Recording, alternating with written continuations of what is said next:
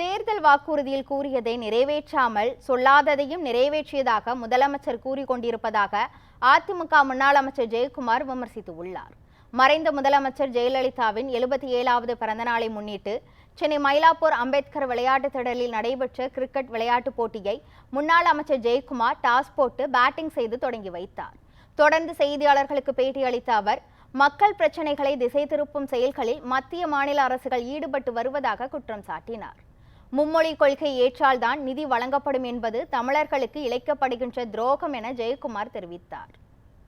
இந்தி பிரச்சார சபா இருக்கு, அதுக்கு பணம் ஒதுக்கிங்க, யார் வேணாலும் போய் கத்துங்க, நீங்க கூட கத்துங்க, எல்லாமே அது உங்க விருப்பம். அது விருப்பத்தை யாரும் தடை செய்யல. விருப்பத்தை ஒரு காலம் அனைத்து இந்திய அண்ணா திராவிட முன்னேற்ற கழகத்தை பொறுத்த தடை செய்யலை. ஆனால் அதை பாடத்திட்டத்தில் சேர்த்து அதை நீங்கள் மும்மொழி கொள்கையை ஏற்றுக்கினா தான் பணம் நிதி அப்படின்னு சொல்கிறது, இதை விட தமிழினத்துக்கும் தமிழ்நாட்டு மக்களுக்கும் செய்கிற துரோகம் மத்திய அரசு வேறு எதுவுமே இருக்காது.